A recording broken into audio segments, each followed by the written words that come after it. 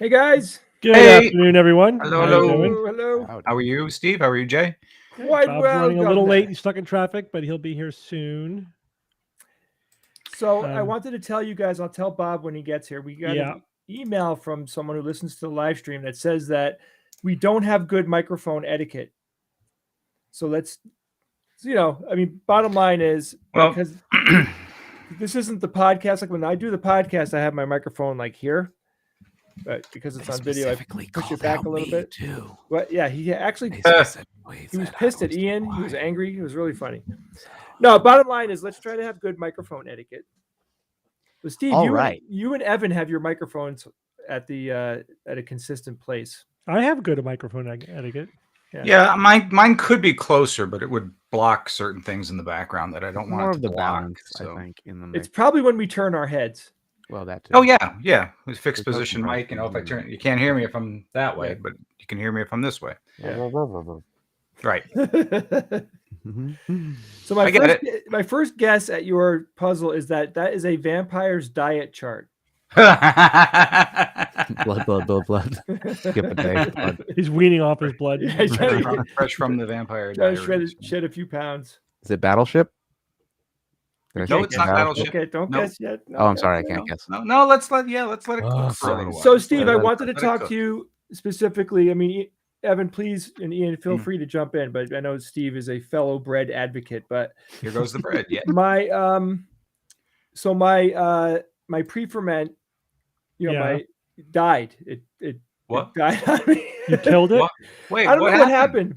So what the deal is that the idea of a pre-ferment, or you can call it, Steve called it mother. You can call it that. It has lots of different names. Basically, it's a fermented, it's a bunch of dough that's fermented ahead of time, right? You always have it there. You always have it like sitting on the countertop, and you're supposed to feed it every day more flour and water, and it keeps the bacteria alive and growing and growing.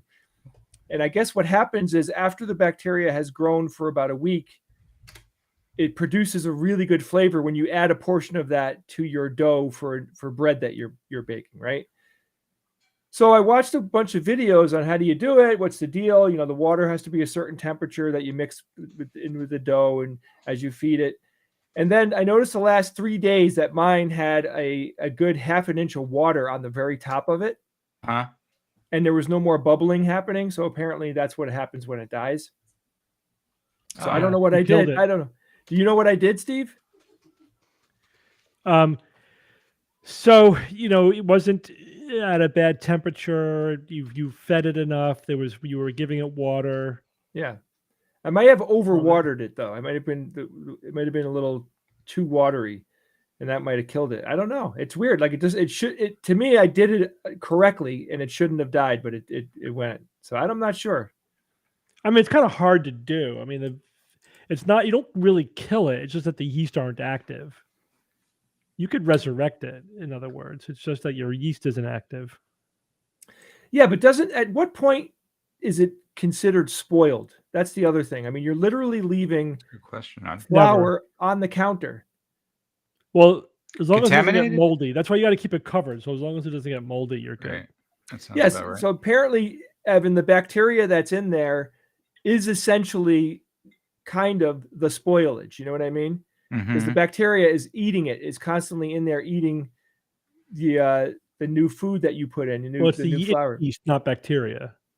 Yeah, but the yeast is bacteria. No, It's a yeast. yeast and bacteria are two completely different kingdoms of life. How do you figure that? Yeast is not Well, bacteria. they went to war with each other in 36 AD. Why I'm reading, so I'm taking this. Look, I'm new to this. I'm doing it for 2 weeks. People are calling it both on videos that I'm watching. So okay, so let's make sure that we clarify that. So the yeast and bacteria are not the same. They're different. That's correct. Okay. Yeast is a fungus. So Steve, when you did it, did you put yeast in it, or did you let it have the yeast that's in the air? Yeah, I did not add. It's just everywhere. I didn't in the add flour any too. yeast. It's in the flour. It's in the air. So you just feed it more flour, and it'll come back to life. Okay. There you go. Yeah. Now, it absolutely 100%. Like when you do this, when you have a pre-ferment like this, and you use that to you put a portion of it into like a batch of dough that you're making if you're going to make bread that day. That is where the real flavor comes from. That's what gives it that deep, rustic flavor that would be considered like the Italian bread flavor. Or if you use a ton of it, right? If you use a lot of it, it'll actually make a sourdough, right? That's where the flavor from sourdough comes from. You're using a ton of that starter. But man, was I psyched, Ev. The bread tasted so good fresh out of the oven. It was crazy. Like everybody that had it was like, oh my God, I was so excited. It just was really awesome. Yep. I highly recommend that if you're the kind of person that's kind of thinking, should I bake some bread at home? Would I enjoy it? I recommend you give it a shot, because it really is like, you feel really good when you bake the bread well and it comes out good.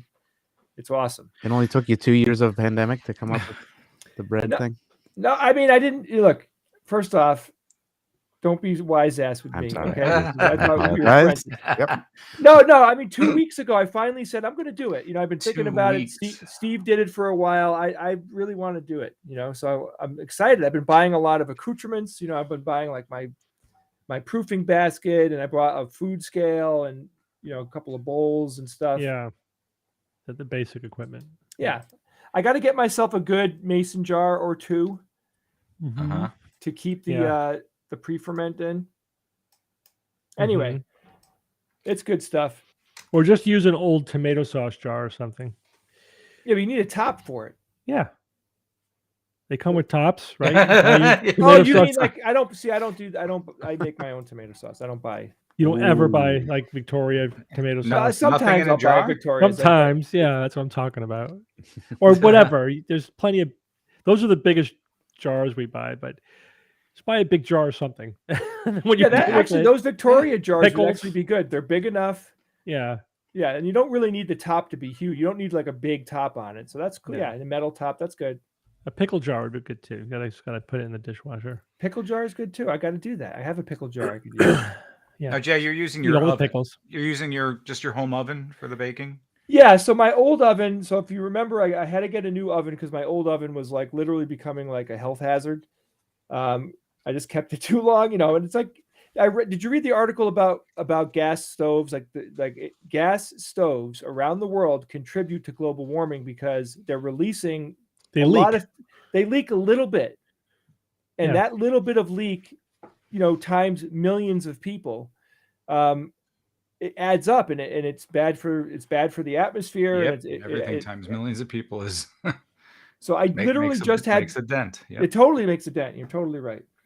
So I got a new stove. I made sure that I had a qualified person check the gas lines out. Everything is perfect.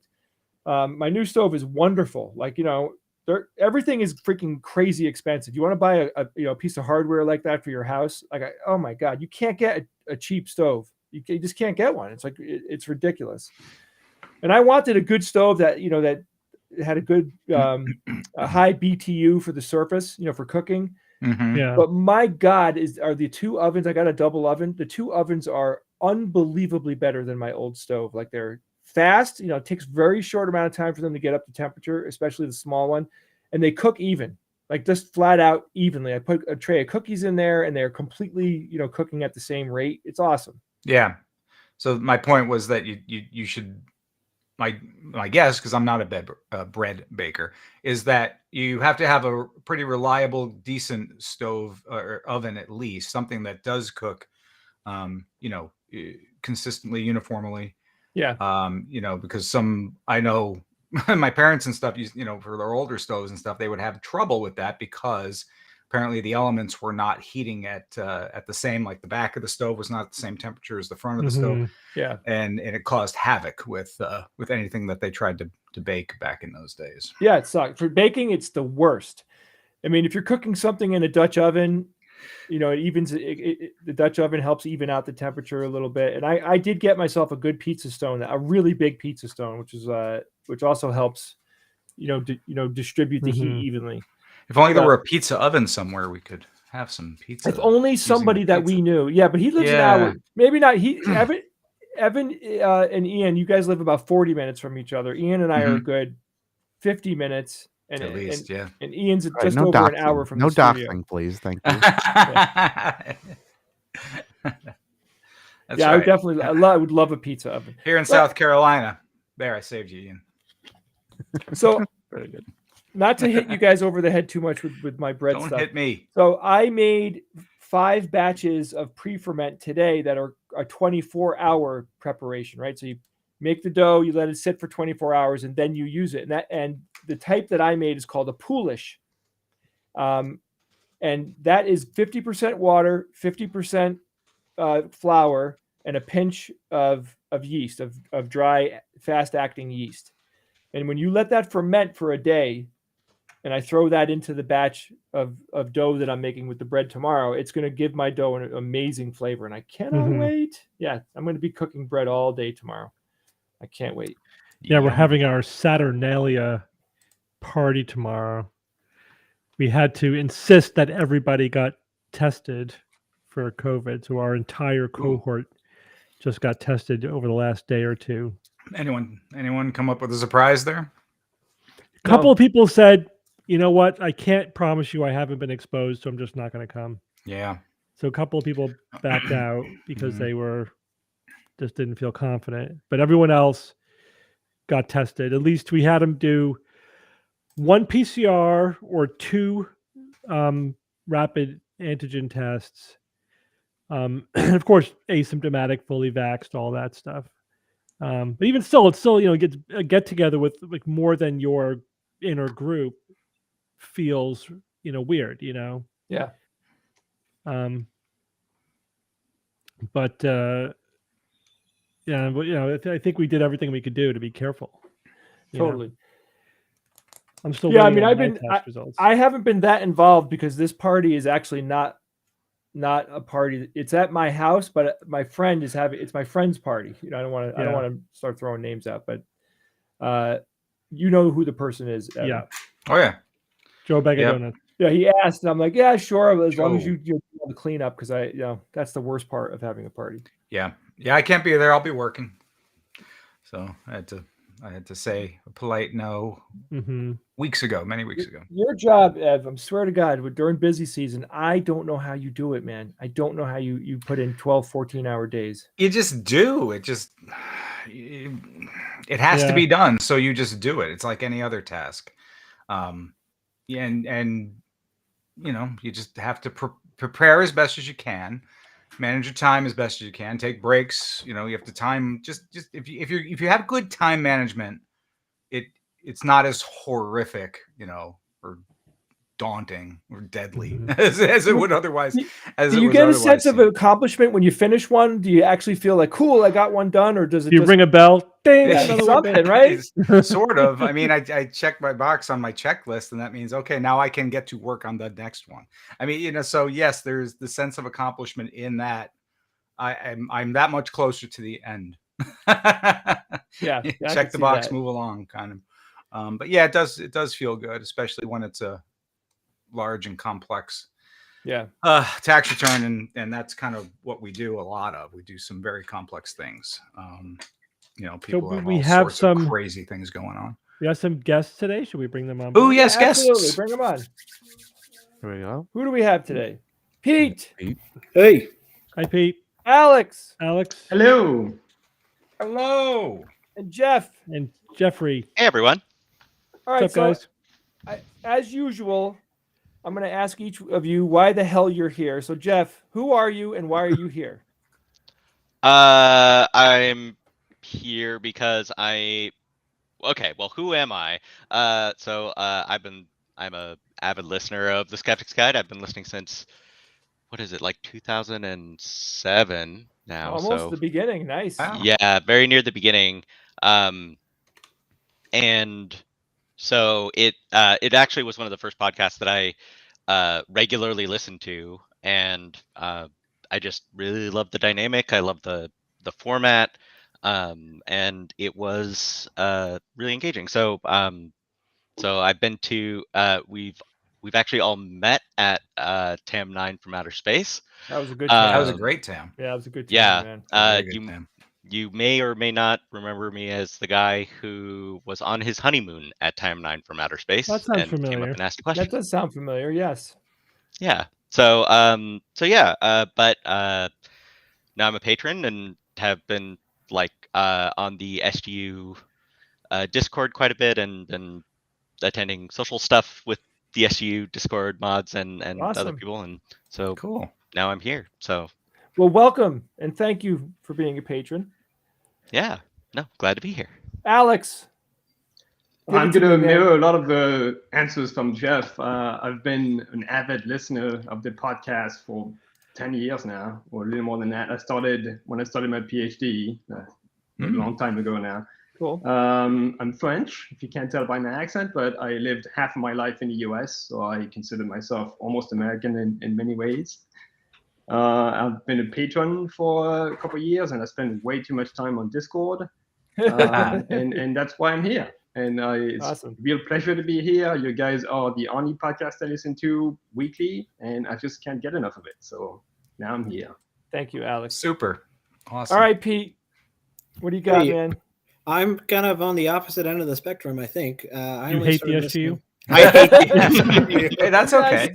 As long as you really listen. need to screen better people who are As coming long on as you here. listen. Yeah. Discord is But he still boring. promotes the book, though, so that's good. Yeah, I have the book. That's for a book burning. I've been listening for about a year. I think I've been a skeptic all my life, but the SGU is my first exposure to the movement. So that's been helpful and encouraging to me during the pandemic, I think, because more so than ever, I think we're seeing the moral imperative of skepticism. And so That's a good way to put it. That's how I got into it. That's a very good way to put it. Well, welcome, my friends. All right, I'm going to ask Alex. I want to ask you a question because you're French, and I know. Sounds good. I mean, I am in no way Gonna be about patronizing bread. you or making fun. I've been wanting to ask a person that is French this question. Ready? Do you I'm know ready. that sound that Americans make when they're like if they're trying to mimic a French person? There's a specific Ooh la la. yeah, or that sound. Right. That one What too, the yeah. hell is that? Clearing What of is the that? throat Where kind is it of from? Why is that in thing. our culture? It's from I Pepe don't Le Pew, know. right?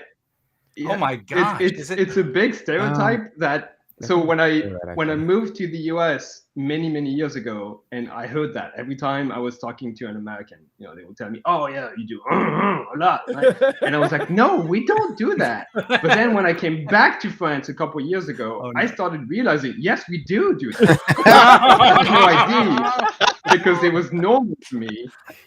But I spent so much time away from France and French people. When I came back, I realized, That's funny. a lot of those things are true. And When do you do it? my What does God. it mean?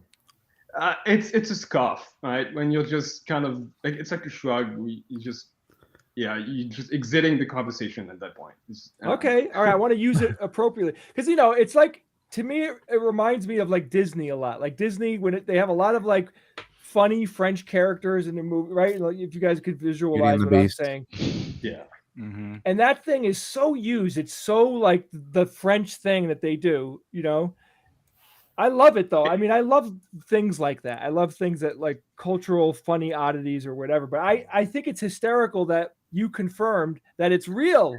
It's true. I mean, it's exaggerated when people mimic course. it, but it's a thing. Yeah, I've But noticed as far as a cultural phenomenon, Americanized, if you can call it that, Steve, with Pepe Le Pew, that might be, there may be some truth to that. No, I was serious. That's like most Americans' exposure to French is through Pepe Le Pew, especially as children. That is our French stereotype. It comes from Pepe Le Pew. So French people are all, smelly and wait, I thought that was Italian. And they're sexual predators. They're basically sexual predators. Oh my God. Right. Don't clip this, please. They're sexual predators. Yeah.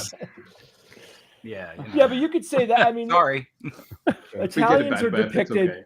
Italians are typically depicted as being in the mob or over sexual and all that. Which I honestly don't even know culturally how true the over sexual thing is. I just think everybody likes sex, and you can basically say any culture is over sexual. Well, Italians are depicted as very animated and emotional, right? Yeah. Always a talking lot with of hand hands. talking. Yeah, a lot of hand talking. Definitely. Hey, fungal. Okay. Well, all right, good. You answered, bucket list checkbox. I got to ask someone that knows the answer. That's wonderful. Was there anything? Anytime you have any other question about French people, I'm here. Important skeptical. Well, I'm curious, as someone that moved here at a certain point in your life, is there any American affectation that is represented in another country that we do? Like, what would it be? Like a Texas accent, or I drink coffee, something like that? Coffee. I don't know. America is such a cultural blend of so many different things that I think like the stereotypes. Just there's nothing too extreme or too particular. At least in my experience, I haven't really found something. I mean, a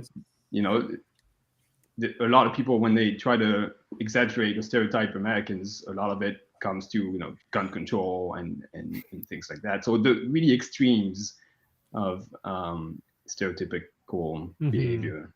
Well, we're a big country with lots of people, totally. and there are regions. There just are. California is not New England, and there are definite differences between people who were born and raised in California between those born and raised in Boston. Yeah.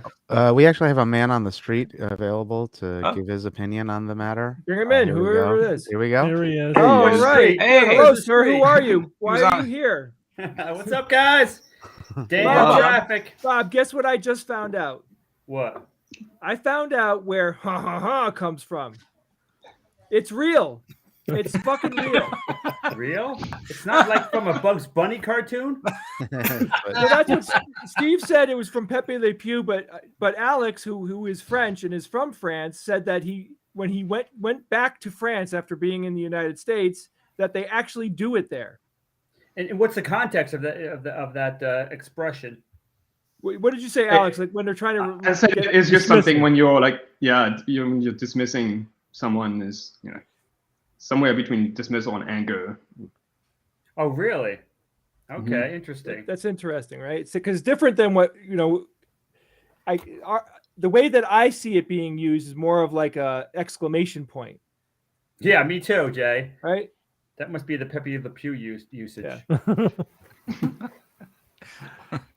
All right, so Jeff and Pete, are you guys from any place where there's funny things going on that you could tell us about?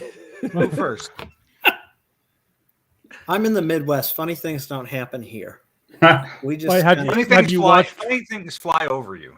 Have you watched Fargo? no, I haven't. That was watched pretty it. funny.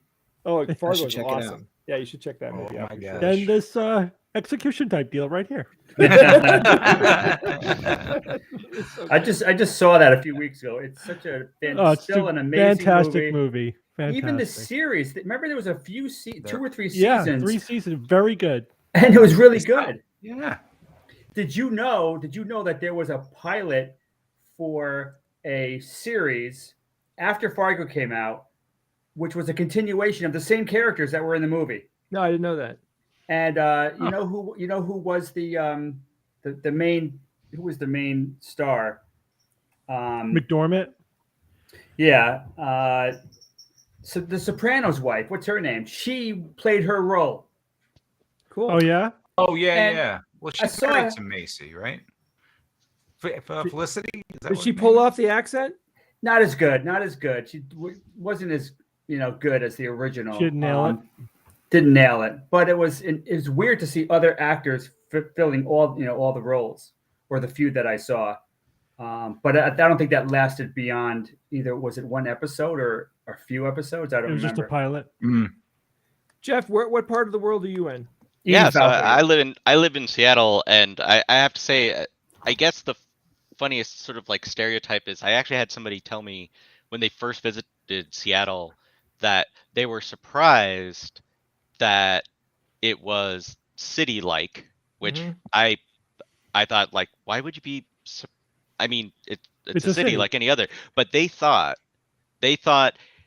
it was like embedded in the middle of a forest, that we lived in Rivendell, Wow. basically, Yeah. and Ah. that was what Seattle was like. I was Like, it's thinking just of forest as Portland. far as the eye can Yeah. see, and like with buildings dotted in between and things. It's like, no. I mean, we have a lot of water. There's a lot of Didn't water around us. Frasier take Fusion place in sound. Seattle? Wasn't Yeah, that I think it Seattle? did. Yeah. Oh yeah. Yeah, so they show you a city. Yeah. At like the opening credits every time. Yeah. Yeah, I don't understand where logo- somebody gets That's that weird. impression. That's an outlier. That's an outlier. Yeah, my- but like, but that said, it's like I don't know what impressions other people have of Seattle other than coffee, and it Boeing. is definitely Boeing, sure, Yeah. yeah. I think I I'm mean, Boeing. I think so. There's quite a few people.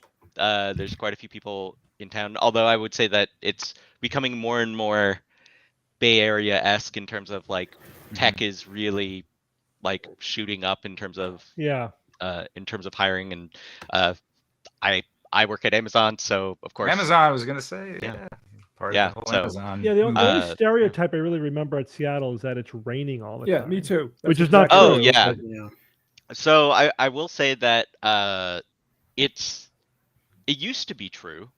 It used to be true that there's actually a comparison where it was Seattle gets the same amount of rain as Chicago, Yeah. but Chicago gets it in a third as many days. Yes. Right. So like it's just constantly light drizzle, overcast, like kind of grayish. Yeah. I would say climate change has changed that quite a bit.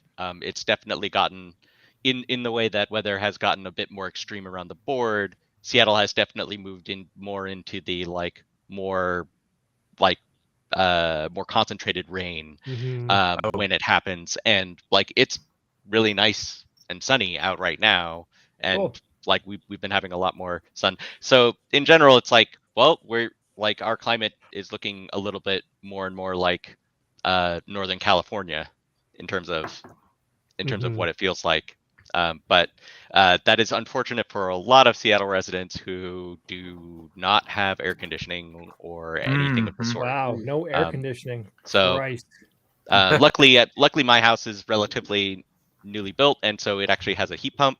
So, and that's definitely the trend in new build and new construction. And a lot of people are retrofitting houses with heat pumps, but yeah, it's still a Mhm. thing. It's still hard to. It's still considered sort of a luxury item, but a much sought after one now. Well, I thought of another stereotype, but it's not. It's true. Is that there's Starbucks literally everywhere, Oh yeah, oh for sure. like across the But street from each let, other. You know. let me just say, like, if like Starbucks definitely is all over the place, though. I would like the Starbucks that's actually closest to me, which is probably about 10 blocks away. It actually is currently closed for renovations, and I'm guessing with the supply chain stuff, it's not Yeah. going to reopen anytime soon.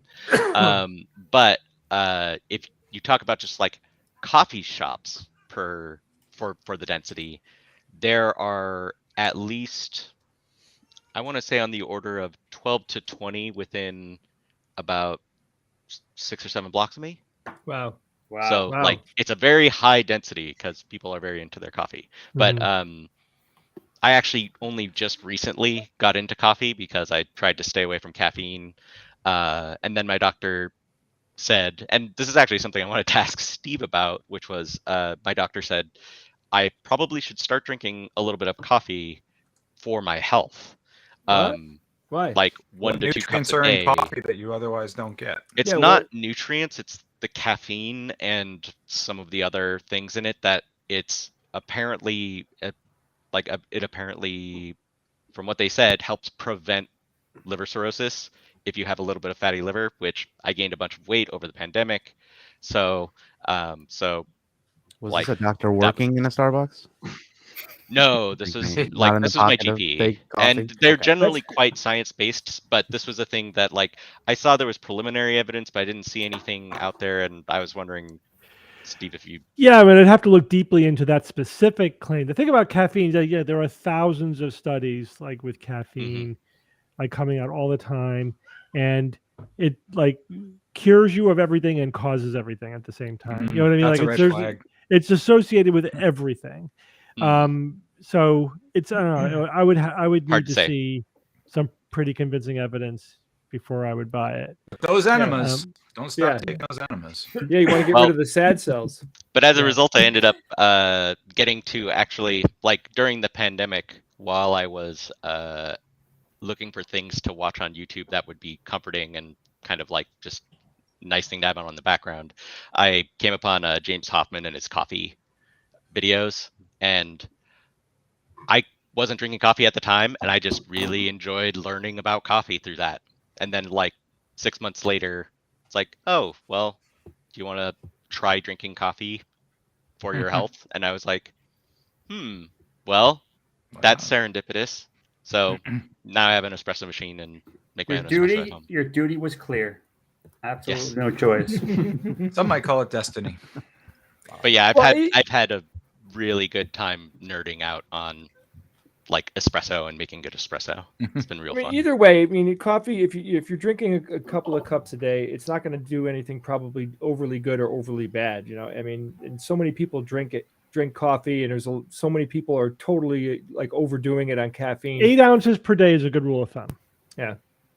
8 ounces. Screw Okay, that. Bob? Well, it depends Yeah. on the coffee. I think if I drank 8 ounces of espresso, that would be That's kind ridiculous. of a lot. But Yeah, that would be a lot. I mean, but 8 ounces, like I could snort 8 ounces and not even know it. I mean, I think I sleepwalk at night and drink 8 ounces, and I'm not even awake. That's Self-report. just like when I'm asleep. but if I make a cup of coffee, it's a 20-ounce cup of coffee. You know, Yeah. like that's That's 2.5 cups of coffee. yeah. Woo! Yeah, but I don't understand cup- people that drink those little. 1 cup like, is 8 ounces. a little grande. cup of coffee to me is a joke. Like, why would you even want? Like, what's with that portion? I don't know. I don't get it. I guess your tolerance is such that you don't feel anything unless you have large quantities. Well, No, but I drink decaf. I drink coffee because I like the taste. I'm not drinking it for the caffeine. I drink decaf. remember in Australia, I'd order a large coffee, and the cup was literally like that big. Yeah, I know. That It's was like, what was shocking. everything's about it. relative, right? I don't understand how that's enough from any angle Right, you look Bob? In at it. any culture. Yeah, but you're mainlining coffee, Bob. You know, like you're. Hey, Ian. Yes.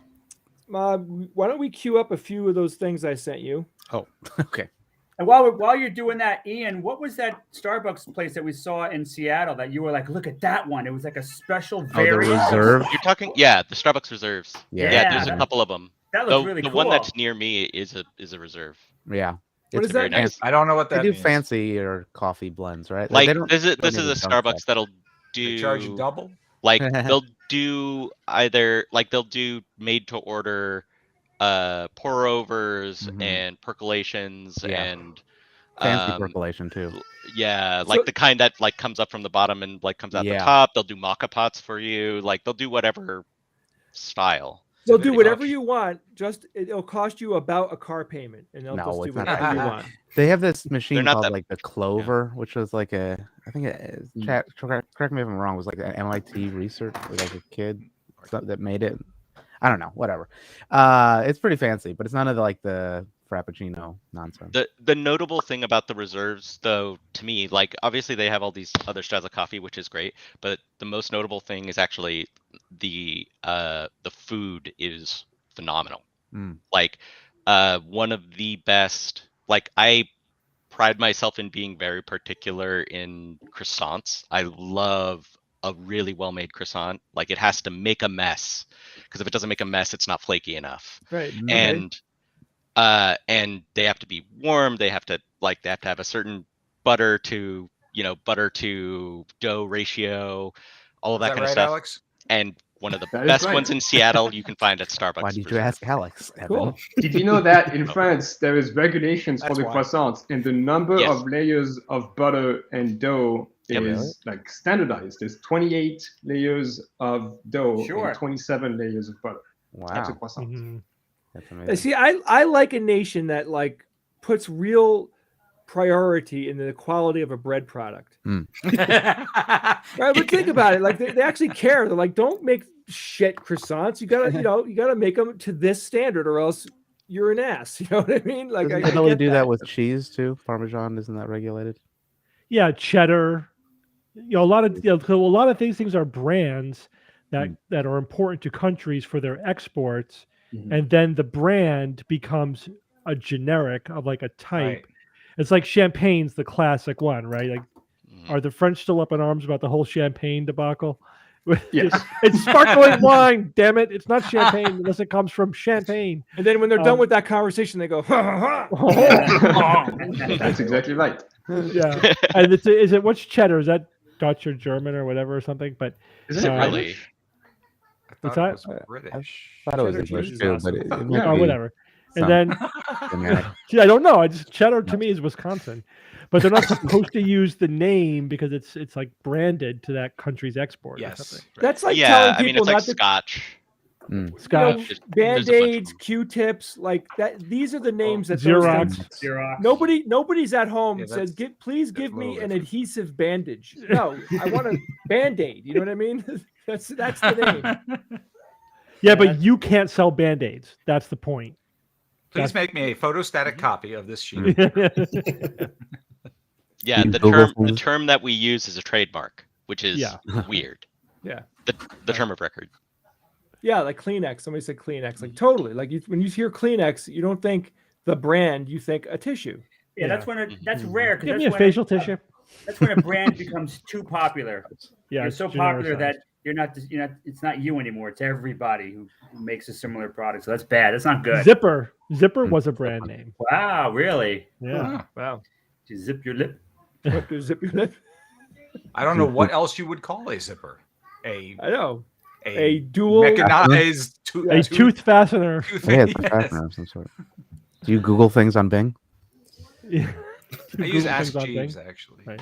Yeah. All right. Ian, what's happening? What's happening? We have What's a happening? couple videos. All right, of let's note. watch. Let's let me just cue it up. Oh, look, it's over the. I don't think we oh need my sound for any of them. To God. No, be I'm honest gonna with you. mute the sound because we're gonna get copy striked. Yeah, we get it. Oh yeah, I can't do Just that. because it's TikTok and it's of course music.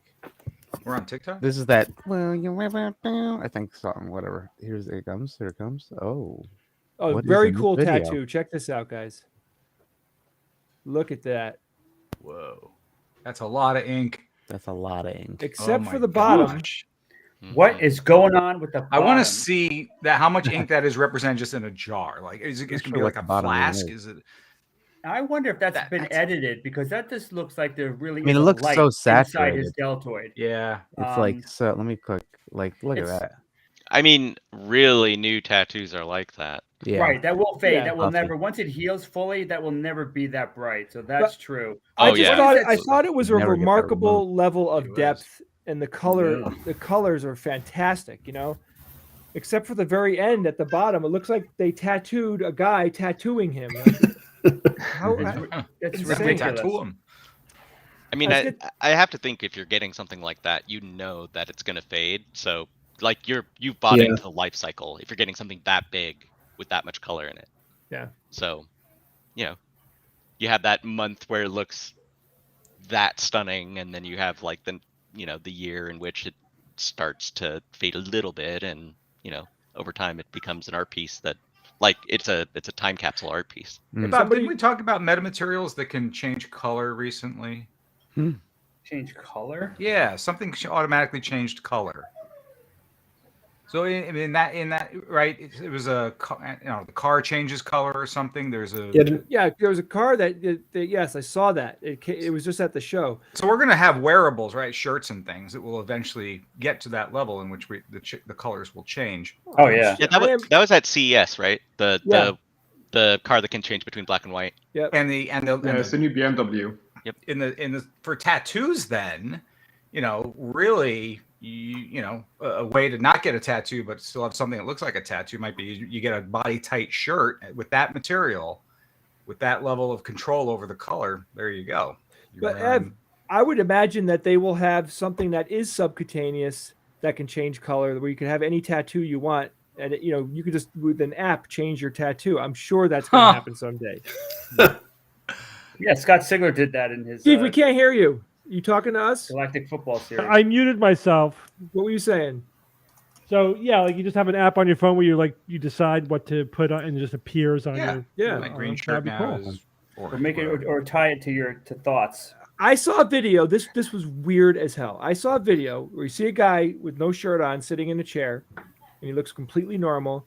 And then two people come up and start wiping away what you then realize is makeup off of his Yes. face, and his entire body is tattooed. Yeah. Yeah, that was I saw the that. skull. He had a skull Crazy. tattooed on his face. That guy. Yeah, and it was freaky because when they took away the makeup, you lose the sense that you're looking at a human being because he didn't have any skin tone and there wasn't shadows in the right Yeah. place. Like it just looked like you were just looking at some weird kind of flesh thing. You know what I mean? It was weird, very odd. All right, All right, Ian, let's- let's get to the next one. Okay, next one is hold on. This one you kind of need a little audio.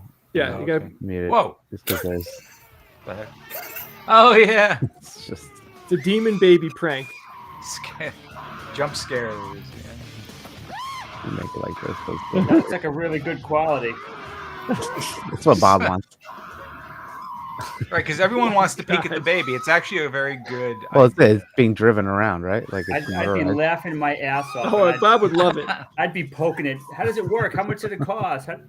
Yeah, right. Who's the designer? Oh, Wow, he really? pukes. It's up too. Pukes. That's Oh my cool. god, that is awesome. That's an All right. awesome prank. It's, That's like I think I'd say that's probably $800. Bob, imagine if you Oh, it's own custom. that. Oh, can you imagine? Bob's you know, costing it. you just have to accept the fact that at Can't some help point somebody's going to kick that thing. Mhm. Oh yeah, we could 3D print that. you do those. Yeah. All right, let's get to the next one. We Okay, had some good next stuff one. this week. Here we go. Oh, this is awesome. Oh, that illusion. No, Look at this trick, guys. it's a bit. Okay. It's so weird to see people genuinely So afraid. cool. Look at this kid. They're playing it up for TikTok. You think? think I don't know. so? He Yeah. looks Nobody is- terrified. I mean, I've never seen that in person, but I've seen quite a few It's that. videos of people doing it, and it's That's- a really fun illusion. That's It's the really best cool. example of that specific type of costume. It's really well done. So low, and it works from obviously it only really works from a small angle. You can't Right. get too far outside that cone, but it's sweet. I'd like to see it up close too. How much contortion does it take? Not much. Is it like limited? It depends how. Or do you have to be able to bend your waist? Well, you're in you're this basically, direction and then- your legs are in the bottom half of the pants, and you're squatting at that point. Mhm. Yeah, you're just bending your knees. Oh, that's it. Okay, maybe I can do that. So you have the fake legs, the fake thighs on the pants. Your knees are bent, and you're kind of holding on to the fake legs. Yeah. I love it though. It's really cool. I mean, if somebody busted out with that and I was in the room, I would be like, yeah, All right, let's get. What to if he the was next holding one. a demon baby? Yeah, that's Even even better. Double, yeah. I know All a right. priest who has a zombie baby. Yeah. He's God, awesome. that priest. He's so not a priest. That guy that runs Bob's haunted house. He's Oh, why he went to he- a year? He of, loves Halloween near my level of love for Halloween. He's got costumes and he's run haunts before. He loves it. Just it's so cool. All right, go ahead, Ian. Here's the next one. This is Oh, biblically accurate. God, Angels. is that or angels? Angels. Oh yeah. Which Hey, go full So- screen on this. This is Oh, yeah, fascinating. let me full screen it. So if you look at some of the descriptions of angels, this is kind of what the description talks Yeah. about. like minions of Play it again, Cthulhu? if you don't Nice. mind. Play it again.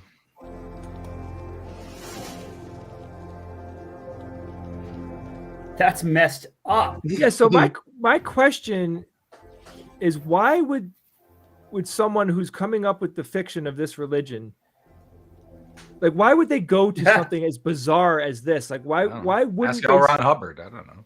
No, because we personify everything, right? The gods are basically just immortal men, Humans, and right. women, right?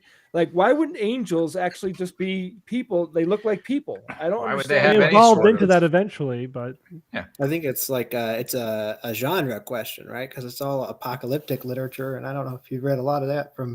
It gets wild. yeah. I mean, also a lot of it is, you take something that you saw in a dream or you saw because you were hallucinating for some reason or another, and and then you ascribe that to mythology. And you're like, okay, what did I see? I live in a world full of angels and devils, and it looked like it had wings, and they look more like angelic wings than devil wings, so I'm gonna say angel. Like- I get that, but it is a horrific Yeah. look. Those are horrific looking things, and it just seems counterintuitive. Yeah, but again, you're looking back 2,000 years later from a perspective of what the myth evolved into. Mhm. Angels and demons predate Christianity, and they weren't necessarily what we think of as angels and demons. They were, the angels were not necessarily the good guys initially. You know what I mean? They were Yeah. just Lucifer was an powerful angel. beings, powerful entities. Somehow related into the celestial sphere. That looks worse than this. It does. It's more horrifying than Oh, I got pretty one much of any those. demonic thing I've seen. It is demonic Yeah, but can to we our talk modern about? standards. Let's talk about this, Jay. I got this on Etsy. I got like 12 different versions of this. The guy who does this artwork just blows me away. I mean, here's another one. It's just That's really cool. such yeah. gorgeous art. Oh, look, I got a third one here. It's just it's so beautiful. I'm gonna take all these pages and create like A book. a book. cape. Just New basically, Bible. yeah, just Wear it like around scratch. Just create a Bobo-nomicron. like a Yes. tome, a grimoire, or whatever. The Mentaculous. The Book Tome of Bob. The Book of Ian, Bible. do we have I any still more? think You sent me that one picture that I can bring up. Actually, also Evil Critter, who we were talking about on the last stream, did send us a photo from one of the shows that she works on, which was Astrid and Lily Save the World. Let me just bring that up real quick. I'll bring that up first since we were talking about it. So if you're squeamish at the props, trigger warning maybe, I don't know. Oh wait, I won't look. No, you'll be Thank fine. you, Ian. Bob. I'm ready. Yeah, okay, now you're ready. Hold on, it's okay. It's like 8 megabytes. Here we Somebody go, said and boom. Skeptinomicron, Bob. Nice. That's cool. Very Right? cool. Very cool. wow. Yeah, the neck Wait, teeth. is that wearable?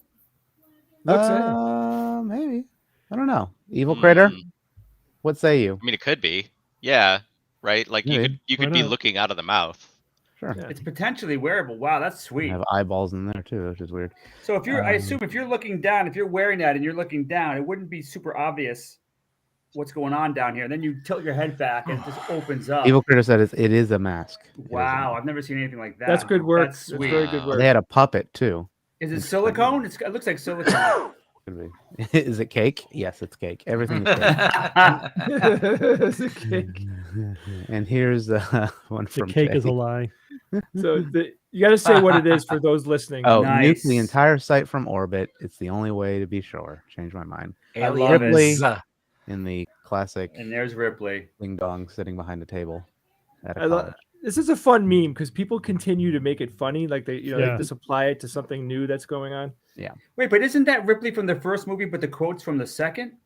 Yes. Okay, Bob. Come on, just throwing that out there. Photoshop. Like we don't have all the photos. Let's calm down, Bob. Let's calm down. Yeah, keep it together. Mixing up alien about and aliens. Come on. Game over, man. speaking about Evil Critter, There you yes, go. Evil Critter, I did get a haircut. Thank you for noticing.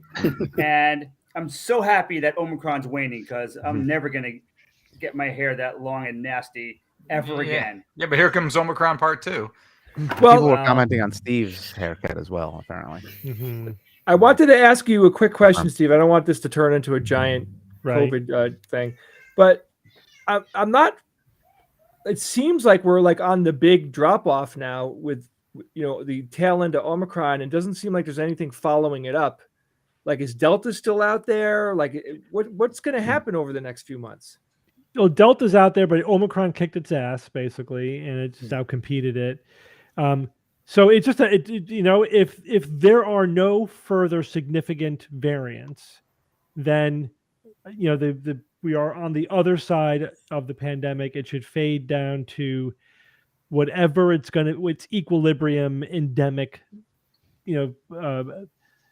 severity is going to be. But we are not out of the woods in terms of new variants. Not at all. Hell no. We could still get hit with a new variant, and then every time that happens, it's like it depends on, are the variants going to get milder? We don't know. Generally, every that's time the it trend. sweeps through the population gets more resistance, and so it's not as bad. Eventually, it has to burn itself out. Again, it just gets to some kind of endemic equilibrium, homeostasis in the population, or maybe seasonal, or may just sort of shift around, but not really spike the way it did.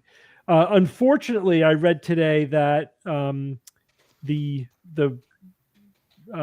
protection from the booster also wanes over dropping. time. Yeah, Yep. so it's 91% in terms of preventing hospitalizations. 91% initially, now down to 75% after 4 months. So still really good protection, but Hell yeah.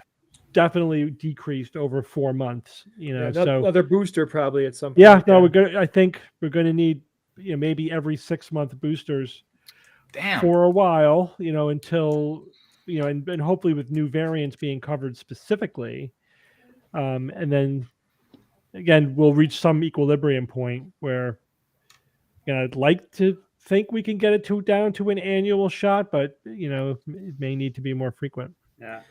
All right. Unless they can come up with the universal one, which they're working on, but that's always tricky to do. Well, I mean, it feels good right now to know that it's possible that we could be right now actually in the tail end. Yeah, I think people just don't want to say it, like the powers that be don't want to say it because they've gotten burned by Delta, then burned by Omicron, and they don't want to get burned a third time. Yeah. But we're at that same point where it's like, yeah, it's looking pretty good. Nobody's saying anything, but Don't jinx it. All right, I got a new segment. Macbeth. Right, Bob. All right, I think this deserves a segment because I do it anyway. The segment I think should be called "What the hell did I get from Amazon now?" Okay. Okay. All right, should I do the slow reveal like last time? Seems like it only applies 10, to 20 Bob. years from now, we'll be watching an tiny episode of waste paper Hoarders basket. with Bob. That's a good guess. It's a light bulb. It's a Light bulb. microphone cage.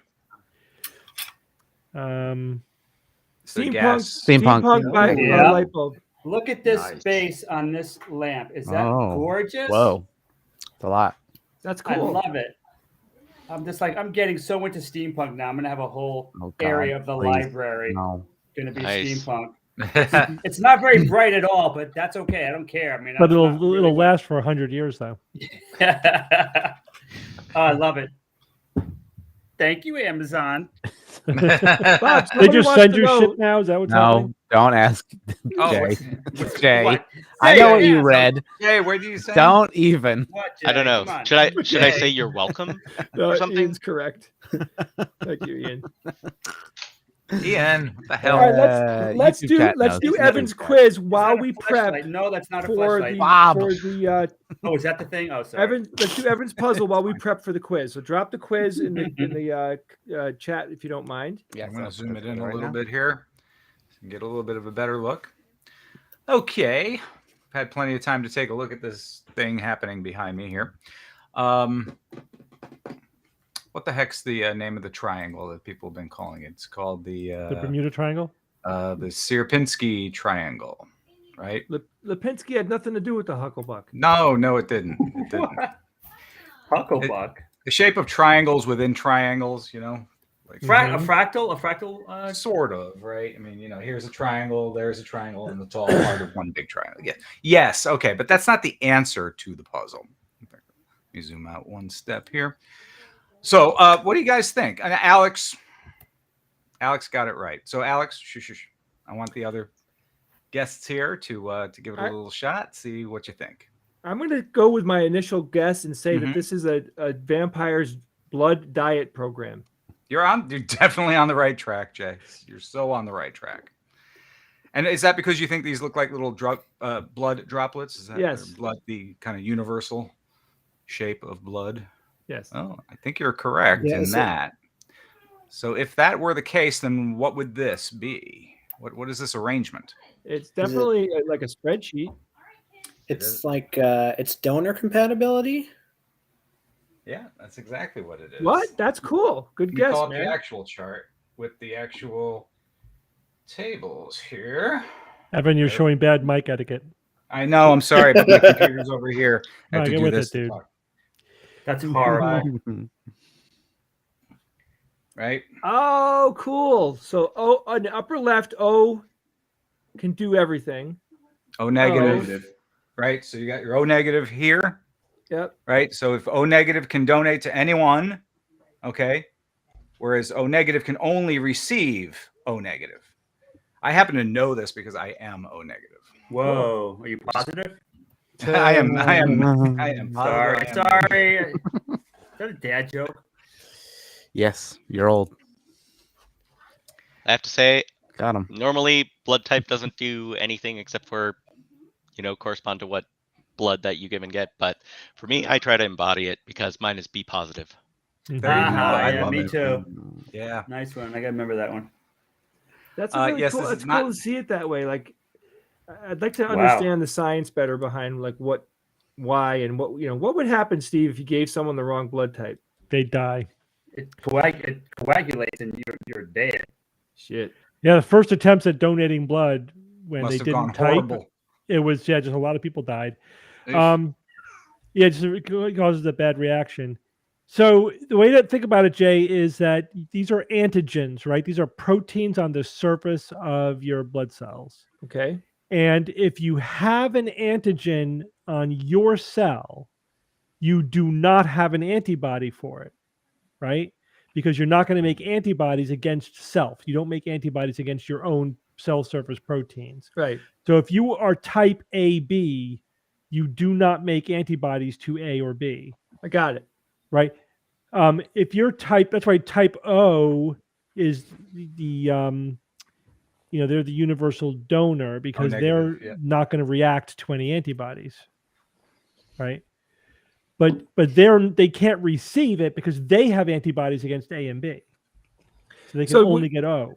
Do they give you a blood test like immediately when you go in? Like Like, birth, I think. Yes, people- everyone gets what we call type and cross, when you have to get blood. So again, this is just the most super. This is like the first blood typing. There's multiple systems of blood typing because there's lots of antibodies, systems on blood cells.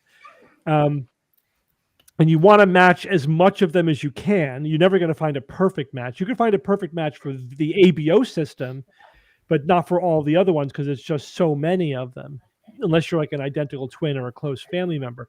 So they do what's called type and cross. They do your ABO blood type, and then they actually mix some of your blood with the blood they want to donate to you to see what happens, to make sure there's no reaction. And then they can give you that blood.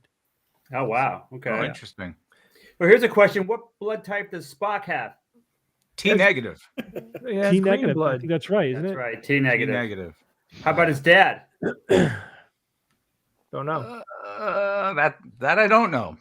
It's the same. That's why he wanted Spock to donate the blood. Oh, that's right. Yeah. Oh, it's a trick Thanks, question. That was a little tricky, yes. You're now. That's a cool piece of information. I sent Bob a cool piece of information today. I'm not 100% sure if it's true.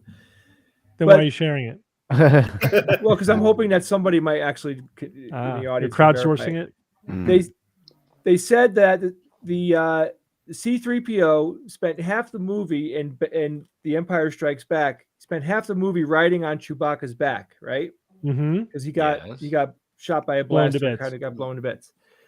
And the reason was because the actor who plays C-3PO was negotiating on what he should be Daniels? paid for the movie, and they took him basically out of acting in half the movie because that he wasn't in that half of the movie. But his voice was, though. Yeah, he did the voiceover, but Well, that's acting. I mean, that's part of. It I know, sounds that's his apocryphal. job. To me, it sounds a little fishy, but at Also, the they same don't time- necessarily shoot movies in sequence, I don't know. I It know, sounds but fishy. Sounds it does really sound sounds like the fishy, kind of but- thing somebody would make up. But weirder things have happened. So Yeah, if I hear anybody you. out It's there not knows- impossible. It's just fishy. You couldn't find it online, Jay? Couldn't find a. I honestly didn't have time. I just, it was too tight of a schedule today. All right, let's go to the quiz. It's 6:02. Quiz it up. We have a fun quiz for you tonight. So go ahead and go to darkenergy.games, everyone. I posted the link in the chat. Yeah, for post you our guys in own. the chat, you can just click the link that Ian sent Very, you. very Yeah, dark. to the back end. Ian, do I hit the synchronize button now? No. Wait for How about it. What about now? Wait. How about that? And it's a marshmallow test. Nom, nom, nom. Shiny. It's also the blue synchronize button. button. Synchronize? Yeah, so there's no Z Oh, is it in it. a typo? No, Synchronize. it's just those funny people overseas with their Z's and their S's. No, everybody in the chat. Okay, Synchron is- so we'll get it from, okay, people are still coming in. So we got a few more Yeah. people. Let's go ahead and look at some questions in Thanks, the Jay. meantime. Okay, questions? Question for Steve. Is there any point in having a dog tag or medical bracelet with your blood type listed on it, or will the emergency people always type you anyway to be sure? They're always going to type and cross you. Yeah. But So- if you have T negative, definitely put that on a bracelet. Yeah. So, but I mean, I'm not sure if that might give them a heads up, or if they could, in a super emergency where they don't have time and you're going to die, they can say, well, we know he's B positive, give him B positive without bothering to cross it. When But seconds it's matter, yeah. most of the generally speaking, they're just going to type and cross it before they give you blood anyway. How long does it take to do that? That's good. How long? Yeah. It's pretty very, very fast, That reminds me of a vampire like minutes, story. right? Vampire short story where vampires took over and people would tattoo a cross on their forehead so that they could never lose the cross. And it saved. I mean, it was a good technique. I mean, because the vampires in that story didn't want anything to do with crucifixes. So it was an So- effective defense. Very good. Yeah, until they, Yeah. So you're not See, gonna I tell the would whole think story. it's not just the actual physicality of a cross. I thought it had to be, imbued with faith or something. You know what I mean? Right. It depends- I mean, I've read Tells you Depends on all the that story. vampire stuff. stories where that was the case, where it was basically a cage match, faith on faith. You know what I mean? Like you had to have more faith than the vampire did. and yeah, it was. But there's a lot of interpretations of that made up lore.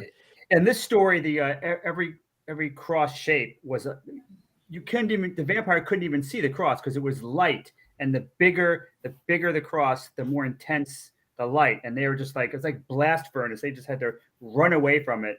Imagine like a 30-foot one. What must be like to them would be like, I don't know, acid rain. It'd be horrible. That's where you'd want to live. Yeah, well, Waterbury, a town right near us, has a giant cross on a hill, so the whole no town would be vampires. safe. Oh. They could never get into that town. Isn't that Bible land or what is it And called? I've never seen a vampire in Waterbury. That must be because of the cross. Yeah. Oh yeah. Cross. What is Makes it called, sense, Evan? Jay. The Brass City. It is. Wasn't it a Waterbury's- defunct like Christian theme park in Waterbury? Yeah, it was like a. There was a we'll call theme it park theme up there? park. It was It's more of like, an on that attraction. hill? it's like what is it called? Chat, look it up. It's Christian No, you're land? right. It has a name. people break into it a lot. I've seen and they had to start tearing down the thing. It's like kind of creepy. Five Nights at Freddy's. It is creepy. 5 nights. Yeah, it's All right, pretty I have a question for the guests while we're Oh, waiting for the no. quiz. Go ahead. So, when you think of Connecticutians, of people from Connecticut, what's the stereotype? What do you think? Oh, of? Holy Land, USA. I got an update. First, sorry. they got to find it on the map. Thanks, Ian. Thank What you. is I the? don't know. I don't know that I have anything that's like super specific to Connecticut itself. Right. I have a Or Yankee. little bit. I have a Delaware, little you bit of know, a stereotype or around what? New Englanders. Yeah, But What is even it? that is like, Action Park. you know, Steve. that's Ooh. more around the like, oh, we're gonna go leaf peeping and we're gonna go and and we wear Leaf sweaters a lot, and and it's a lot of sort of a little bit of pretentiousness, I Mhm. guess, associated with it. But like I would definitely say I would associate most of you more towards other areas if I was like Italian American, Mhm. like in terms of like like a little bit of the accent, a little bit of the talking with your hands, a little bit of the the slight proclivities to meatballs. What do you We mean detected that, slight? huh? That was subtle. That's not slight. You. You know, I get the hints every now and then that Jay might like meatballs. So I mean, when I hear the word, I Might. get a shot of dopamine. I love it so much. It's like meatball. Oh my god! When I'm taken to the hospital and I'm unconscious, they just wave a meatball under my nose instead of the smelling salts, and that'll bring me back. yeah, your blood type is marinara. Yeah. Positive, yes. Right on. I don't think I had factored you guys into my New England stereotypes. So when I think New England, I think of Tom Brady and Bernie Sanders and nothing in the middle. So this is That's about That's, Yeah, That's not bad. Connecticut is pretty.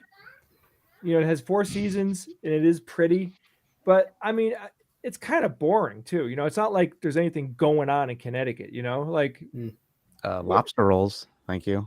Well, it's basically what's between We're a New suburb York of and New Boston. York. yeah, we're Yeah. between New York and Boston. Sure, that's Yeah. definitely it. More New York. I mean, than Boston. 90 minutes to New York City is pretty cool. To Manhattan, that's cool. Not that that's pretty cool. I've gone there in like 2 years. It takes you less than 2 hours to drive east-west across the strait and about an hour to drive north-south. Mhm. It's about the size of Connecticut. It's tiny. All right, let's do it, Ian. All right. So we're gonna synchronize now when I say click. Oh, that's right. In 5, 4, 3, 2, 1, click. What came after 2? Who Right. knows? 1 second behind. Age-old question. Do the hucklebuck. Mm-hmm. Can't resynchronize. Let's do a run. Thank you, Jay. For what? Got that hucklebuck song in my head. This is the first time I will ever be able to claim 0 in the Discord. Ah, Zero. I'm lead. I'm at 1. All Damn it. right. True. All right, guys. Good job. Here we go. Fiber for the win. Everyone's sharing their numbers. Get it. So, Steve, I have. Did I tell you I have? I did. I told you. I'm preparing to make bread tomorrow, Yes. and I made 5 starters. 5 Right. pourishes for the. I can't Mhm. wait. Cannot wait. It's gonna be fun. So we got some cheese Yes. from an Italian store, and they Nice. said that this is the Italian version of sardo, of Argentinian Whoa, sardo. whoa. No shit. What do they call it? That would It's get like my attention. Parmigiano, Reggiano. Reggianito. Reggiano. Oh, Parmigiano Reggiano. Yeah, or Reggianito. So it was different, and Argentinian. I've had that. It Tell had me the name about it. Argentinian in it. So we will see. We shall Quite nice. see. What do you mean we shall see? You haven't tasted it yet? I did taste it. It was good. Not as good as sardo though. Okay. That's... It was a little How close? Parmigiani, which is Sardo fine, but numbskull. it wasn't sardo. Argentina sardo is the best table cheese in the world, and I've spent my life up to this point trying to find a better table cheese, and I cannot do it. I found a lot of good ones, just nothing that rises to the level of Argentinian sardo. So this was good. This was up in, this is up there, but it was not as good as the best sardo that I've had. But you'll taste it tomorrow. Okay, cool. All right, let's do it. All right, and away we go. Good luck. Who has won the most total Academy Awards? Jeez. Of these four people. Of these four people, Katharine Hepburn. Is that how you spell her name? Isn't there an E? Whatever. Anthony Hopkins, Walt Disney, or James Cameron? Oh boy, wait. that's a good one. Is That's Walt a Disney Good question. I have separate from Disney Corporation? The question is, who has won? Who? Yeah. of these Say two of them, people. it's just- I would imagine Walt Disney is not the company. Yeah, no. Yeah, That I don't doesn't- think the you guy- can That Yeah, doesn't win make any with that. sense. Yeah. I mean, And the answer is Ah! Disney. Walt Disney, 1901 to 1966, won or received a total of 26 Academy Awards and holds the record for the most Academy Awards in history. He won a total of 22 competitive Academy Awards from a total of 59 nominations and also holds the records for most wins and most nominations for an individual in history. So it is. yeah, I should have gone with I that. figured there were a lot of technical awards in there. Yeah, I said Walt Disney. I figured that, because there's lots of all these, the obscure Academy Awards for technical stuff. He probably got a lot of those. Plus, he had his finger in all of the early animation. I like how I get you frowny face when you get the wrong answer. That's nice. It's like salt in the wound. Go ahead. Exactly. Yeah. Right, How do you pronounce this? Aurelian? Aurelian? No, I don't know. Whatever that word is a shade of what Aureolin. color? Aureolin. Aureolin, I probably Aureolin. Aureolin. Sure. Aureolin. Is it a shade of yellow, orange, blue, or green? Yes. Yes. Very good. Well, Correct. it's got to be And this. the right? answer Dang! is yellow, also I mean- called cobalt yellow. Its color index PY40, 40th entry on the list of yellow pigments. It was first made in 1831 by Nicholas Wolfgang Fischer in Breslau, characterizing it as double salts, and its chemical composition is potassium cobaltonitrate. It's funny because, anytime I think of cobalt, it immediately is blue. Yeah, that's what Oh, I yeah. think too. That's the yeah. most True. vivid use Yeah. of cobalt Cobalt blue. that I know Cobalt of. yellow, But though. hearing that there's a That's cobalt what I yellow said. is I very said blue. interesting. What city is known as the Eternal City? Is it Rome, Paris, Hong Kong, or Shanghai? Dan, I heard that so many times now. I Enter forget which city it guess applies now. to. I know for Eternal. certain it's one or the other, two of these, but I'm pretty sure though. One the of answer. the four. Correct.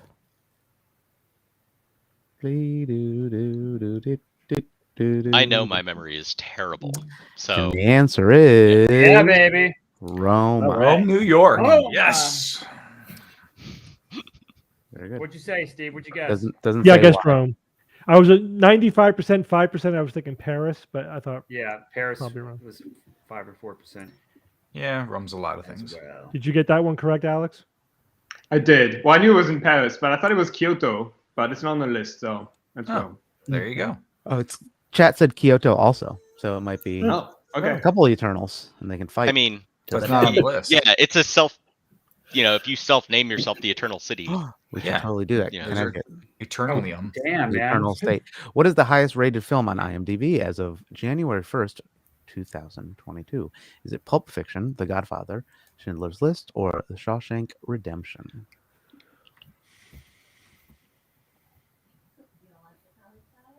It Not isn't an easy Highlander question. 2? Not an easy question. As if they were a Highlander. The Rune. There can only be one. The joke's so much better than the it's- movie. There can only be one. Number one.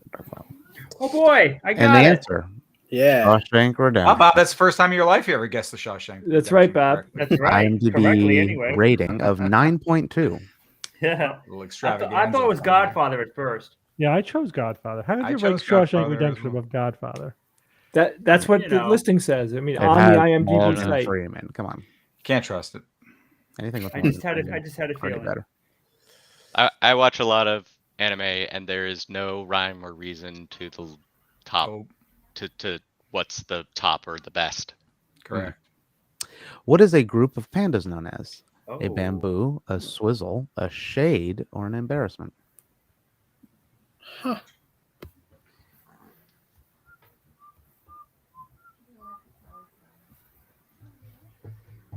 Look at the pandas. Bissell. They are genuinely like they're a Who lazy says a creature. chessboard? A chessboard. They're also not bears. Are they dangerous in any way, guys? Can you pet one? I'd probably bite you They sneeze on you. if you look like a bamboo. And Right, the yeah, answer if- is an embarrassment. Yeah, I got that one too. Oh, I thought there was Shocker. something else was an Yes. embarrassment. Jay says, Yeah. "Are you an embarrassed?" Yeah, I think you might be confusing that, Steve. Right, Ian? Maybe. With From what another I've heard, a similar sounding one. panda keeping is mostly like it's like keeping any other animal that has a temperament to it, where it's like, yeah, if you can piss them off, you can annoy them, you can make them feel, if you get them into a state, they'll definitely go after you, but they're an herbivore, so they Yeah. don't attack because because They're they're not going to eat aggressive. you. Right. They're very not aggressive, but they will, they will react and they will get annoyed. Somebody That said goes- it's a group of Canadian truckers. Apparently, I don't know how that has to do with anything. Stop trying to get political in the chat. Just kidding. Okay, here we go. Let's Oh, see there's how more? it goes. Oh, See no. how it goes. Hey, look, 100% this time. Frank did fix that. Thank you, Frank. You're wonderful. That wasn't actually the error. Actually, was that I had Error. 6 questions, and questions. he didn't. So okay, so most people guessed Walt Disney by literally 0.10%, 27.88 versus James Cameron at 24.78. The areolin is a shade of what color? Most people. Wow, that's good. Good job. Most people guessed yellow at 33.92%. Most people guessed Rome as the Eternal City at 57.47%. Shawshank Redemption was guessed the most at 44.54%. And, I can't believe it. The one I thought I was going to get a lot of people on. Most people guessed correctly about the pandas being called an embarrassment at 40.55%. Interesting. I thought I thought a lot of people were going to guess a bamboo. Chat says they weren't guessing; they knew those answers. So you're diminishing their accomplishments. So, How do I? with What's your the I mean, correct? I think Chose. most They people chose. who have most people Or they with any answered. experience with pandas I'm just wouldn't triggering guess a chat. I'm bamboo. sorry. I'm just playing with them. Also, chat has corrected us that a giant panda is a bear, whereas a What? red panda is not. It's a raccoon. Yeah, red pandas. Not I super forget real. exactly how it Red classifies. I think pandas- it's feline. Red pandas. Aren't they like in the raccoon family? I think Yeah. it's a Raccoon They're red based. I panda. mean, if you look at them, they're basically a raccoon. They're raccoons. Bob, They're cute. I'm Yeah. taking 2 SGU points away from you from They pick. spreading misinformation. Don't do What it is again. information? I'm really surprised that a giant panda is a bear. Yeah, endemic. No, to they China. are. That's the whole point. Is that they are evolved from carnivores, but now they're herbivores, and so they don't. They have like carnivore, digits, Features. but they needed some way to strip the shoots off the bamboo, so they evolved a second thumb out of their wrist bone. No, Panda's Thumb. Someone wrote a The book panda's about thumb, yeah. Stephen J. And Gould. raccoons are trash pandas Yeah. as well. Raccoons are trash pandas, but red pandas are raccoons. Also, we did get some pushback. Bamboo is one of the accepted names for a group of pandas. Also, Larian says, but we think it's just Larian that's asserting this, so we're gonna ignore that. I agree, Larry. Well, I mean, I maybe. made ignore it that. up, but I Made could it have up. made up something that it was correct. Right. But I would like to see. Wow. I would like to see your evidence, please. What? Please. And then I will subtract 1 SGU point from myself if I That's am right. incorrect. Why did they stop eating meat? Because there probably wasn't any. You know, you can eat wasn't what you can. Gotta. They eat each other before they start eating the vegetation. No, a lot of animals engage. We think of them as like this animal is a carnivore and that animal is a scavenger and this whatever. But a lot of animals engage in a lot of secondary eating behaviors. You know, like they will sometimes scavenge and sometimes eat plants or whatever. Or like herbivores will sometimes eat meat. Like they have and if you have a subpopulation that's on the fringe of the main population and that sub behavior may become dominant because of the local environment or because of their niche or the competition or whatever. So I mean, it's whatever entirely the ancestors whether of or not- pandas started eating bamboo, and I mean, it's entirely whether or not diversifying or changing their diet was adaptive, like whether or not it ended up yielding better fitness. And so ultimately, at the end of the day, it'll, like they'll just predominate more if it's something that allows them to predominate more. Go figure. So, yeah. So we're getting some word that from the reputable site bigboybamboo.com, a group of pandas is called an embarrassment of pandas, but it's also called a bamboo of pandas and a cupboard of pandas. So I don't take that point I don't away. recognize that source of Minus data. 1 skeptic point for Okay. Jay. That is all Fake I know. bamboos. Is that what you're saying? Evan, I Get it? said I don't recognize that Fake source. news. That Well, I source. heard what you said. Okay. Doesn't change He's the skeptical. facts. You're That's a one denier. email that I Entitled to just your want own people to facts, Jay. stop. I want people to stop writing us emails where they think it's funny to say that they're skeptical about something, like they're trying to be ironic. I'm skeptical of the skeptics. Yeah, I'm skeptical of your podcast. Funny. Yeah. Please. I enjoyed that for the first 10 years. everybody has that one thing, where there's Yeah. something that everyone else thinks they're being original and clever and witty by bringing it up, but it's like you're like the millionth asshole who has said that. Asshole. Steve. So I'm By just the saying, like, delivery don't be counts. that person. Like, don't make the obvious joke about someone Think else about or it. something else. You think about it. It's like someone's short. Are you really going to tell a short joke? Like, do you really think they haven't heard whatever you come up with a million freaking times? But Steve, Just it's not stop about yourself. I think it's about them entertaining themselves in a sense. You know what I mean? But you know that they think they're being clever. That's the thing. Yes. They think that like this is the first time you've ever heard it, and you think it's hilarious. Well, I mean, I think this is one of these things that like I've had to learn, especially at my job, which is like, are you writing for yourself or are you writing for your audience? And if you're writing for yourself, then of course you're gonna make terrible, lame puns and be very, like say all the things that you want to say, but with the idea that the other side it really doesn't matter if the other side is listening. That's true. Ken Garrison asked, what happens if you lose too many SGU points? You have The to go into the SGU penalty box. The answer is you don't want to know. No, it resets, right? If you lose too many, you reset and you have the maximum. No, amount. you basically the idea would be that like you get down to into the negatives. You want your number to be as high as possible, and the number would just continue to go down if you. Yeah, but I mean, if it goes, I mean, I'm with Bob here. I think integer underflow is the way to go. Yeah. Yeah. Just eventually you'll reach the bottom and Well, then lose until you Negative win. 2 to the until you 16th win. plus 1. And then you'll be maximum Minus number 1. of points. So, guys, Jeff, Alex, and Pete, if do you have any questions you'd like to ask us since you're here and we're like basically here we are. Go ahead, ask us anything. I have a question. I'm sorry, time's up tonight. We got to go. Just kidding. Go ahead, Pete. You were saying, Jay, you had mentioned that it kind of feels like nobody wants to say it, but it kind of feels like maybe we're looking at a sunset on the pandemic or returning to some sort of new normal. I'm curious for you guys. I think during the pandemic, one of the things that happened for me most prominently was just realizing how how few people are skeptical and how rare those tools are. And I wonder if you guys in your position, interacting with people, whether this was like, did the pandemic amplify those things to you guys, or did it just seem like business like as usual when people were saying all these things? Well, to me, I can't divorce the pandemic with the United States politics, because they were happening horribly at the same time and on a profound level, and they interacted with each other, right? So there is a connection between all that nonsense. But I got, and I'm still extraordinarily like freaked out, disappointed, shocked, like just blown away about how many people became anti-vaxxers right in front of us over the last 2 years.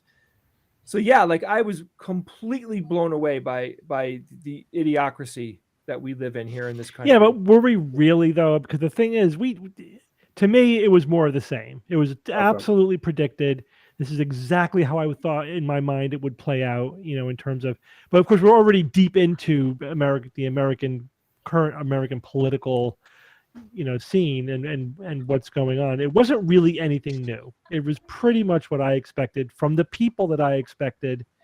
And, you could hope that maybe, people would get on board with vaccines, and some people did, but, it was, it didn't blow me away. I was like, yeah, this is basically what's going to happen. Gotcha. Right. I mean, it's one of those things where I know what Jay's saying too.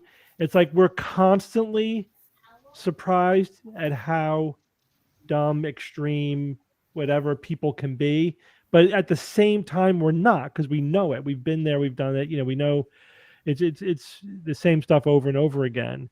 Yeah. So it's kind of both at the same time. I guess it's good that we're not so jaded that like there's no emotional reaction to the insanity out there. You don't want to become so numb to it. It definitely went way farther than I thought. I mean, there are political positions that people have in this country that I never thought in my lifetime I would see people take on this scale. Yeah. We had a legitimate insurrection. Yeah. And, the entire thing around it to me is insane. Everything about it, from the concoction of it, the execution of it, the denial that it even happened today, like all of it to me, I'm just like, what? I mean, it happened on TV and they're in complete denial. For me, that surprise happened in 2016 when I learned that there was no floor of shameless selling out that could happen in American politics. Yeah. And then there was no farther to go. And everything that followed that was like, yeah, that's basically what we already know now. Like we know that there's total shamelessness when it comes to, to certain things. And that's it. That there's no line below which certain politicians will not go. So by 2020, that ship had sailed for me. Totally. I mean, yeah, how it was perverse to see how two-faced the politicians were, because we have the internet and we have internet memory now. Things that they said 2-3 years ago, we can give you tons of it was a examples, new level. It was a new level. Politicians lie, they spin, they're hypocrites, like all the typical political stuff. There's like a baseline, and there's a range within there. But then it just went to an entirely new level, that like where it was in your face, shameless hypocrisy, like just complete 180.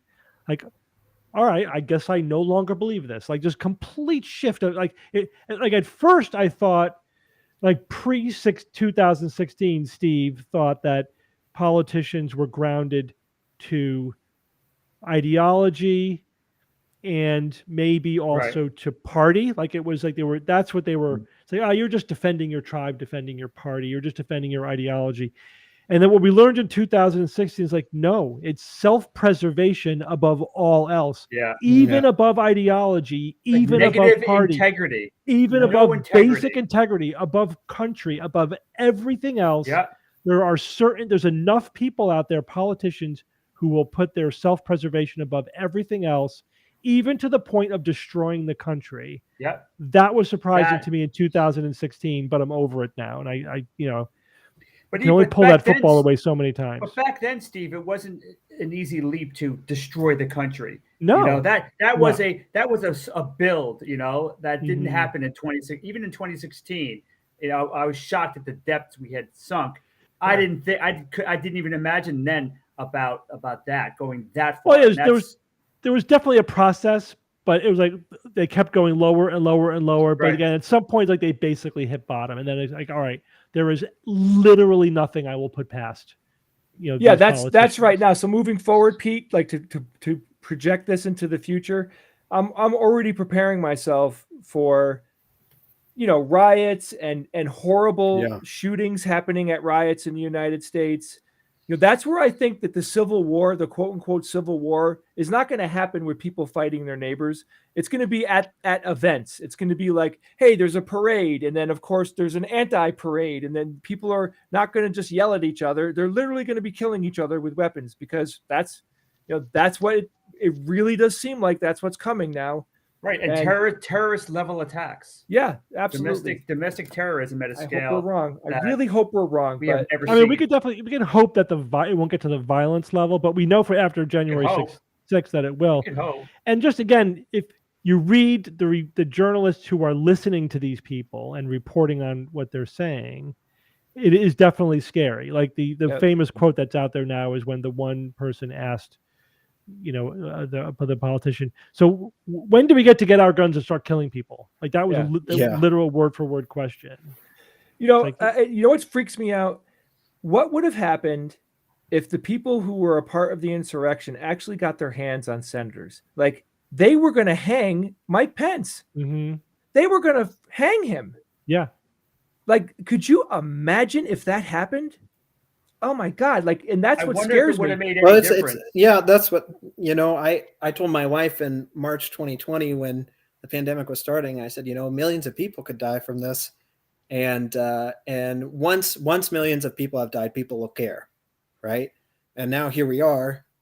And that's not necessarily the case. Right. So Yeah. I don't know that it would have made as much of a difference as we'd hope, because No, it's the disconnect They from deny reality reality. is complete. It's Yeah, it's complete. complete disconnect from reality, and so there's no wake up call. It's just not. Right. It's never going to happen in When our facts current are environment. irrelevant. The current dynamic not going to happen. There's no feedback with reality at all. So I put a until the post on fundamental Facebook. dynamic changes. This is it. This is the new. Yeah. This is the new normal. I put a post on Facebook about Joe Rogan. Like, I was just complaining about, you know, just how crappy his show is, and you know the quality of it has declined significantly. You know, the whole drama. What show? Joe Rogan's show. Oh yeah.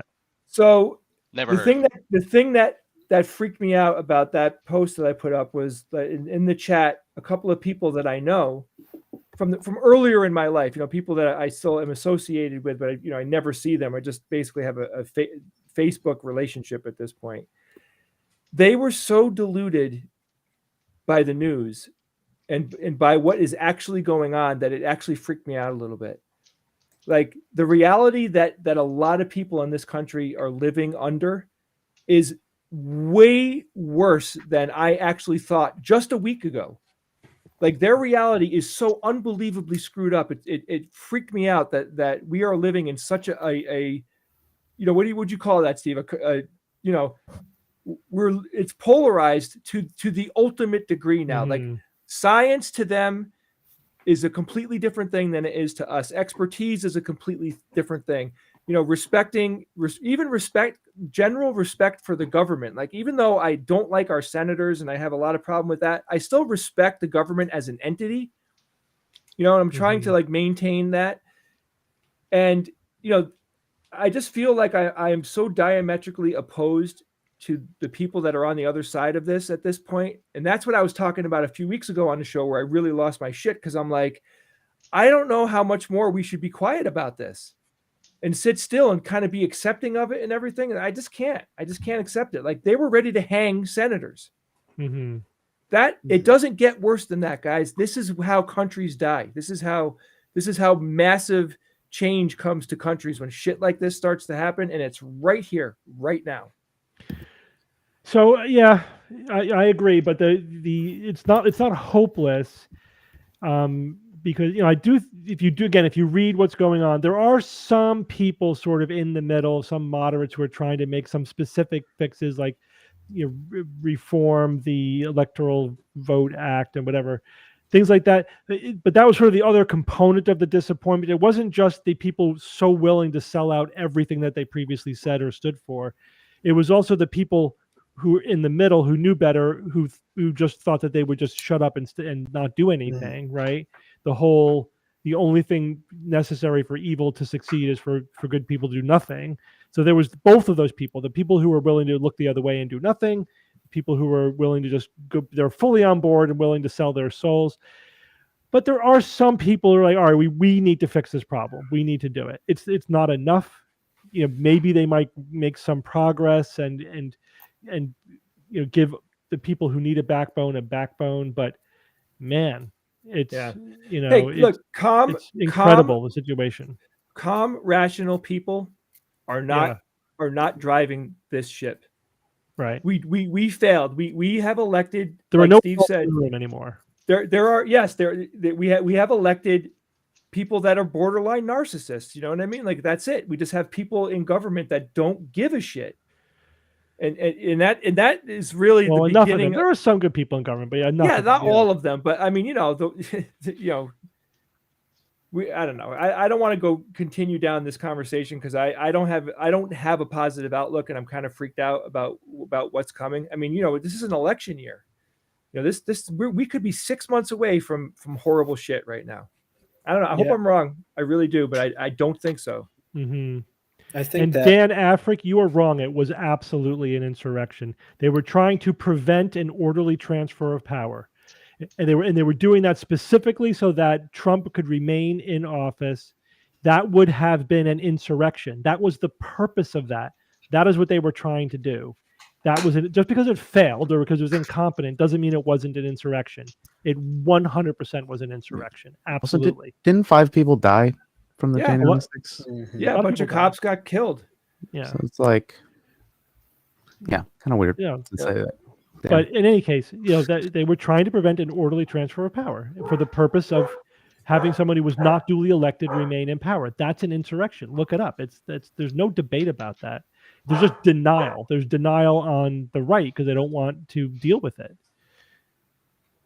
And this is a point where, like, we as skeptics and as people who appreciate critical thinking, like, it scares me to say this, but like, we're valuable, and we are some of the few adults in the room. If we can be, like, we need to stick together as skeptics and need to stick together at a time where we need skepticism. Like, we need to have common ground. Because we are some of the very few and desperately needed rational voices that are out there.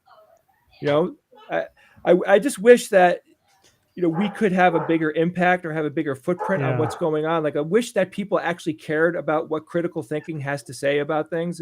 But this is the problem is that the passion is on the extreme ends. Yeah. And the moderates are not passionate.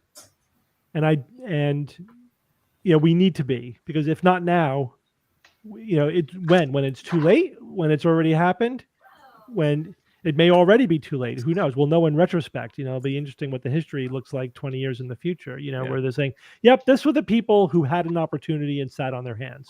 Yeah. And didn't do anything, didn't take it seriously enough, didn't realize that, didn't follow that trajectory and see where it was going to lead, even though everyone was saying this is where we're headed. Everyone who has any expertise in this is like, this is exactly what it looks like when you have an authoritarian takeover of a democracy. This is what it looks like. Yeah. So will we pull out of this dive at the last minute? I hope so. But are you going to count on it while you're nosediving into the ground? I mean, you can't deny that this is what is happening. I mean, I guess but the urgency is not there on the part of the people who need to have the urgency. It's just exactly. It's really frustrating. I think a good takeaway and a call to action would be, try to be the rational person in the conversation, and I'm doing this myself. I'm trying to really train myself to not get so angry and pissed off and throw my hands up in the air. And on top of that, start talking to people about getting ready to vote if you're in the United States. This is an election year. Don't, everybody's been happily in the bubble of everything is kind of okay now because you're not seeing Trump on the news every day. But we gotta prepare ourselves to vote again. Right. And it's coming. There's a bit of an exhaustion factor after Trump that we got to get over. Like, your rest time is over. We need to be engaged. Right. But again, because believe me, the people on the extremes are engaged, completely engaged. Hey, because they're being enraged every day. I want to respond to Dan real quick. Dan, there are people that are left-wing fruit jobs. Like I'm not denying that they're not there, and there is crazy shit that they do too. Yes, there's extremists on absolutely both sides, without a doubt. And I am absolutely not. I don't belong to a political party. I have zero loyalty to any politician under any circumstance. Partisanship or party. But when comparing the two parties, like there is extremism on both the Democrat side and the Republican side. Now, I happen to believe that the Republican, it's not apples to apples. It's not. There's not an equivalency. Yeah, there isn't. There's not an equivalency, but there absolutely isn't. But nobody is saying that the Democrats don't do anything wacky and stupid. They do. The whole system is corrupt and screwed up at this point. But as skeptics, we need to be the moderates in a lot of ways. We got to really think about that. Our voices may very well could be the tipping point with a lot of people, whether they vote or not. How they interpret things that are coming that haven't happened yet. David Brooks wrote a good article. We should end it with this because we're over and I got to go. Yeah. Wrote a good article today in the New York Times. Basically, his basic point was, democracy is not a normal state. It takes a lot of hard work to maintain a democracy, and we're not doing the hard work, and our democracy is dying. That's what's happening. It's the natural state is authoritarians using power and thuggery to maintain control, and people using power to hold power, et cetera, et cetera. That's the natural state of humanity. Democracy is something that is a high energy state that takes a lot of work. Yep. And part of that work is having institutions and ways for the citizenry to be able to know the truth, to be able to discern facts from lies, and to have enough of a sense as to what's going on that they can vote in their own interests.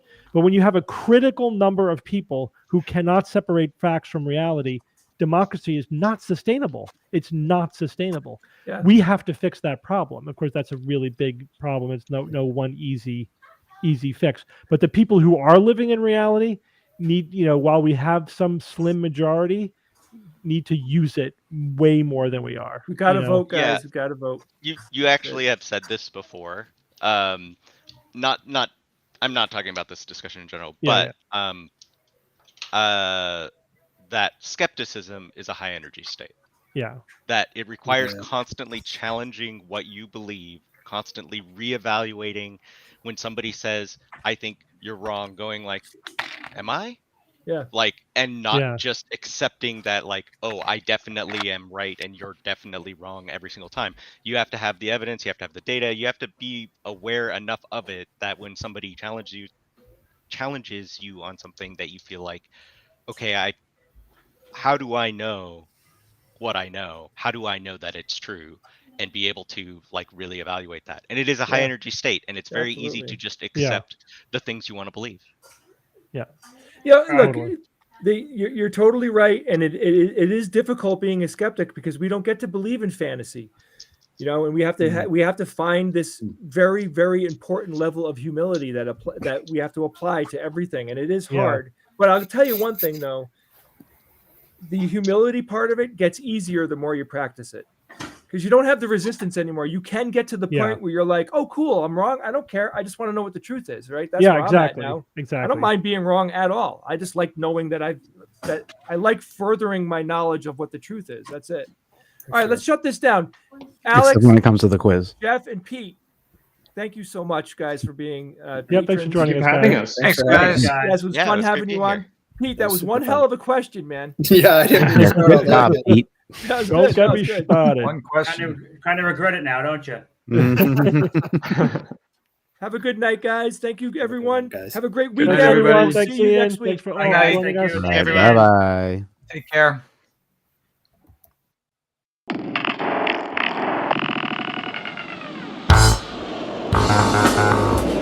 Skeptics Guide to the Universe is produced by SGU Productions, dedicated to promoting science and critical thinking. For more information, visit us at theskepticsguide.org. Send your questions to info@theskepticsguide.org. And if you would like to support the show and all the work that we do, go to patreon.com/skepticsguide and consider becoming a patron and becoming part of the SGU community. Our listeners and supporters are what make SGU possible.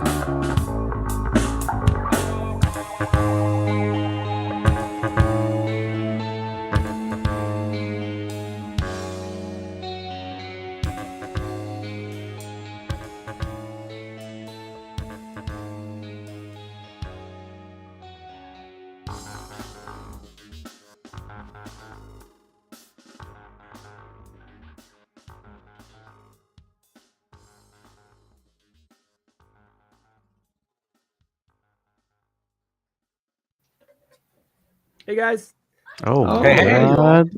let's And welcome No. to the Post Extreme Show. We gotta make it quick because Yeah. we ran long tonight, and I gotta Really gotta long. jump and do something. I have to live up to my promise last week for Lou, who asked me what the red box is. Yeah, what is it? Do you remember these, Jay?